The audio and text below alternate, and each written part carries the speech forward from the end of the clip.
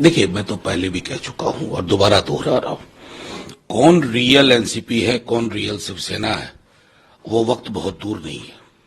3 महीने बाद चुनाव होने वाले हैं इस देश में। उन्हीं चुनावों में पता चलेगा। चुनाव आयोग पर तो कतई अब भरोसा नहीं है। जो चुनाव आयोग विपक्ष के लोगों को मिलने का वक्त ना दे, जो चुनाव आयोग अपनी क्रेडिबिलिटी खो चुका हो और उसको इसकी चिंता ना हो, तो अब सीधी लड़ाई जनता की अदालत में, बाकी लोग सुप्रीम कोर्ट जाएंगे वगैरह, लेकिन जनता तय कर देगी कि उद्धव ठाकरे की शिवसेना असली शिवसेना है, शरद पवार साहब की एनसीपी असली एनसीपी है। जनता की अदालत में तय होगा। जो यूसीसी लागू होने हो गया उत्तराखंड में, इसको लेकर काफी विरोधी कहते हैं कि बीजेपी अब बेडरूम में आ गई। नहीं, मैं तो कतई मैं उस शब्दावली का इस्तेमाल नहीं करूंगा। मैं उनसे कहूंगा कि जब संविधान सभा की बैठकों में इस पर चर्चा हुई थी, उस पर ज्यादातर लोगों का क्या नजरिया था और आपके खुद के 15वें विधि आयोग ने क्या कहा था।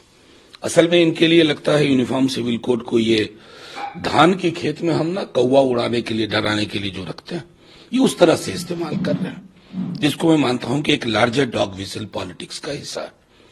इस देश की अभी जो प्राथमिकता है उस पर कार्य करने की बजाय डॉग विसल पॉलिटिक्स के इर्द गिर्द ताना बाना बुनना देश के लिए अच्छा नहीं।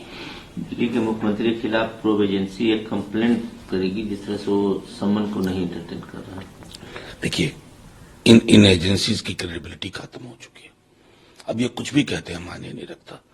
अभी भी जिस प्रकार के, अब एक बात देखिए कि देश में कोई विपक्ष का नेता ऐसा है जो ईडी के या आईटी या सीबीआई की जद में ना। इससे क्या साबित होता है? अभी वो अजीत पवार साहब थे, उनके बारे में कितनी तल्ख टिप्पणियां की माननीय प्रधानमंत्री जी ने, तकरीबन 1.5-2 महीने पहले भोपाल में।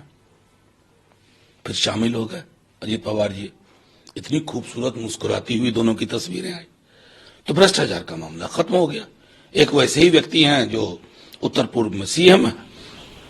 एक बिस्कुट वाला वीडियो राहुल गांधी के साथ वायरल हो रहा है। इस पर राहुल गांधी कहते हैं, don't understand BJP obsession with dog. देखिए, सीधी सी बात है, वो पूरा वीडियो मैंने देखा। मतलब आप देश के में राजनीतिक विमर्श को मतलब इतना नीचे ले जाएंगे, ये उचित नहीं लगता। और मैं तो अभी प्रधानमंत्री जी की जो अभी सदन में टिप्पणी हुई थी लोकसभा की, मुझे दुख हुआ। देश के प्रधानमंत्री मेरे भी तो हैं भाई। शिकायत मैं किससे करूंगा? अगर मुझको कोई दिक्कत होगी आपसे करूंगा, चुनाव में आपके खिलाफ लड़ूंगा। लेकिन अगर आप प्रधानमंत्री हैं तो आपका दायित्व है विमर्श को ऊंचा रखना। आपके हर भाषण के बाद लगता है कि आप इससे ज्यादा विमर्श नीचे नहीं जाएगा, अगली बार आप और नीचे लेके चले जाते हैं।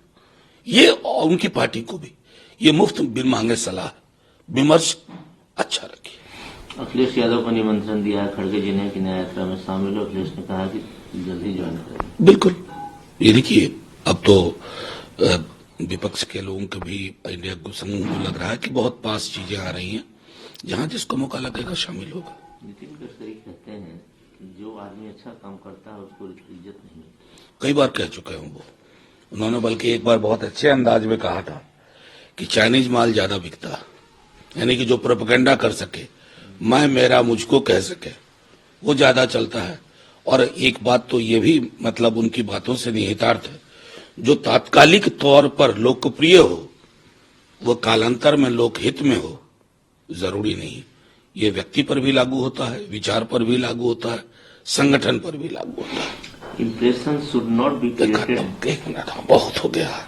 मोदी सरकार व्हाइट पेपर लाने की तैयारी में है, कैसे देखते हैं इकोनॉमिक्स को लेकर? व्हाइट पेपर है और व्हाइट एलिफेंट हो जाएगा। व्हाइट पेपर का मतलब क्या होता है कि आपके पास मादा है कि आप कह पाए कि नौकरियां कितनी क्रिएट हुई, आपका वादा था 2 करोड़ प्रति वर्ष, आप कहां पहुंचे। तो ये व्हाइट पेपर नहीं है, व्हाइट एलिफेंट, ठीक चुनाव से पहले। और व्हाइट एलिफेंट की आवश्यकता नहीं। नीतीश कुमार दिल्ली जा रहे हैं। अरे इसमें कौन सी बड़ी बात हो गई? वो सूबे के मुख्यमंत्री हैं, देश के प्रधानमंत्री से मिलेंगे। इसमें हम मतलब मैं इसको राजनीतिक टिप्पणी का तो विषय ही नहीं मानता।